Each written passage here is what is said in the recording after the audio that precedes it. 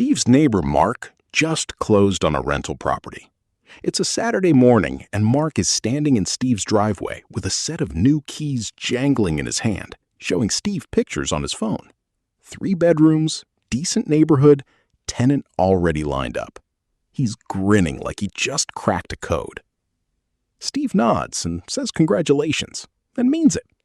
But when he goes back inside and sits down at his kitchen table with his coffee, he opens his brokerage app and stares at his index fund balance. And for the first time in a while, he feels stupid. Mark has a house. Steve has a number on a screen.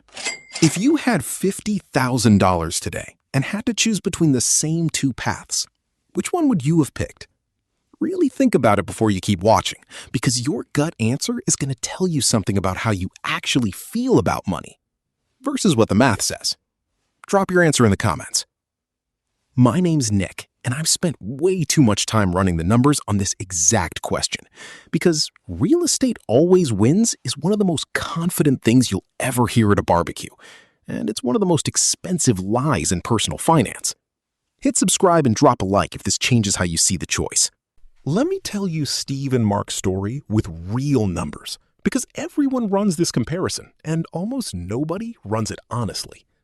Steve and Mark are the same age. Both make $55,000 a year. Both have $50,000 saved. Same city, same starting point. The only difference is what they do with that $50,000. Mark uses his as a 20% down payment on a $250,000 rental property, 30-year mortgage at 7%. His monthly payment is about $1,330. He finds a tenant at $1,800 a month. On paper, that's $470 in profit every month before he lifts a finger. Mark feels like a genius. Steve does something almost embarrassingly boring. He drops his $50,000 into a total stock market index fund and sets up an automatic $300 a month. He tells his coworkers what he's investing in. They nod politely and change the subject. Nobody's impressed. On day 1, Mark has a house, a tenant, and a story to tell at dinner parties. Steve has a confirmation email. Here's the thing. Feelings and math are 2 very different things. For the first 3 years, Mark is living the landlord dream. Rent checks hit on the first. He drives past the house on his way to work and thinks, I own that. He's writing off mortgage interest and depreciation on his taxes. He's beating equity with every payment. Everything about this feels real. Steve logs into his brokerage account once a quarter, sees the number wobble up and down, and closes the app. No key in his pocket, no tenant texting him, nothing to point at from his car window. Now let me show you what the numbers actually look like in year 3. Mark has collected roughly $64,800 in rent. His mortgage payments total about $47,880. That leaves a little under $17,000 in gross cash flow. Sounds great, until you subtract everything else. Property taxes are $3,000 a year. Insurance is $1,500. He's already replaced a water heater for $1,200, fixed a leaking roof for $2,800, and eaten 1 month of vacancy that cost him $1,800 in lost rent plus $600 to clean and relist. He's managing the property himself to save money, which means phone calls at 10 p.m. and weekends showing the place. After every real cost, Mark's actual net cash flow over 3 years is somewhere between $2,000 and $4,000, not the $17,000 that looked so good on a napkin, and that doesn't count a single hour of his time. Steve, meanwhile, has put in his $50,000, plus about $10,800 in monthly contributions. At roughly 10% average annual return, his portfolio sits at around $76,000. 0 hours managing it, 0 emergencies, 0 phone calls. But Mark still has leverage working for him. His $250,000 property has appreciated maybe 3 to 4% a year and is now worth around $275,000. His equity has climbed to around $60,000. That's real wealth, and it came partly from using the bank's money. Leverage is the one thing stock investors can't easily replicate. Now pay attention, because this is where the story gets interesting. The rent check is the number everyone talks about. It's the number on the YouTube thumbnail. It's the number the landlord uncle brags about at Thanksgiving. What nobody talks about is everything that comes out of that rent check before you actually keep any of it. Vacancy. The average rental sits empty about 1 month a year. That's a full mortgage payment with zero income to cover it. Maintenance and repairs. The rule of thumb is 1 to 2% of the property's value annually. On a $250,000 house, that's up to $5,000 a year. Some years, it's a $200 faucet. Other years, it's a $7,000 HVAC replacement in August, and your tenant is threatening to leave. Capital expenditures. Roofs last 20 to 25 years. Furnaces, 15 to 20. Water heaters, 10 to 12. These are guaranteed future costs, and they come in chunks of $5,000 to $15,000. If you're not setting money aside for them, you're not running a business. You're running on luck. And then, the one nobody wants to discuss. A tenant who stops paying and knows the eviction process can cost you 3 to 6 months of lost rent, plus legal fees. One bad tenant can erase an entire year's profit. None of this shows up in the $470 cash flow number, but it shows up eventually. By year 5, Mark is deep in the reality of being a landlord. Third tenant, replace the roof for $8,500, plumbing emergency for $1,400, 1 vacant month. He's raised rent to $1,950, but his taxes and insurance have climbed too. His actual cash-on-cash return, after every real expense, is hovering around 3 to 5%. Not bad. Not the 15 to 20% he told his friends about at the barbecue. Steve is still doing absolutely nothing. His portfolio has grown to somewhere between $135,000 and $150,000 by year 7, including his monthly contributions. He didn't pick stocks. He didn't time the market.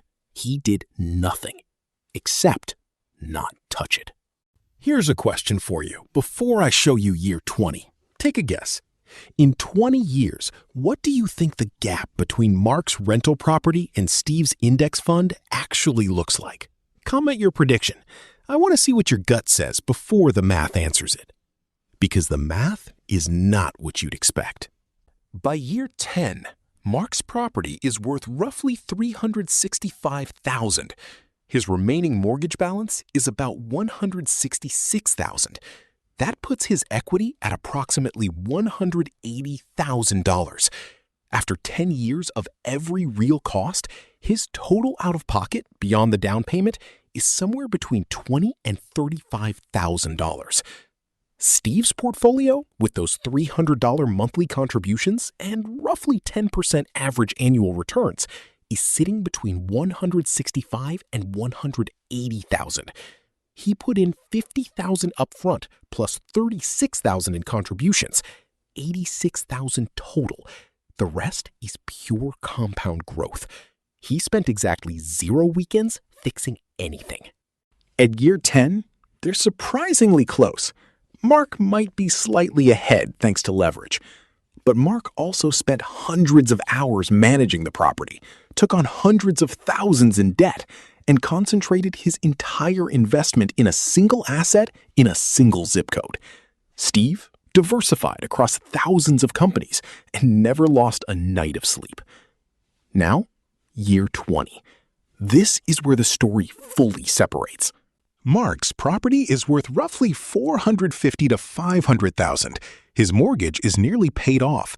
His equity is somewhere between $400,000 and $500,000, depending on appreciation. He's been collecting rent the entire time. But after 20 years of maintenance, repairs, turnover, taxes, insurance, and at least 1 major renovation, his total net profit from cash flow above what he actually spent is maybe $40,000 to $80,000. Steve's portfolio, with the same $300 a month and 10% average annual returns, has grown to somewhere between $420,000 and $460,000. His total contributions were $122,000. The other $300,000 plus is pure compounding. No debt, no tenants, no 2 a.m. phone calls. Same ballpark, between 400 and 500,000 each. But how they got there is completely different. Mark worked for his. Steve waited for his. Mark had stress and risk concentration and illiquidity. Steve had volatility and liquidity and freedom. And here's the part that gets me. If Steve had bumped his monthly contribution from 300 to 500, his 20-year portfolio would jump to roughly 550 to 600,000. That's because in the market, increasing your contribution has a multiplied effect through compounding. In real estate, increasing your investment usually means buying another property, taking on another mortgage, and doubling your workload. Now, let me be honest. If I only showed you the downsides of real estate, I'd be doing what every stock market influencer does. Stocks have real risks people love to gloss over. Volatility is brutal. In 2008, the market dropped roughly 37%. In March 2020, it dropped 34% in a single month. If Steve had 150,000 and watched it fall to 95,000 in a few weeks, that's not a number on a screen. That's gut-wrenching.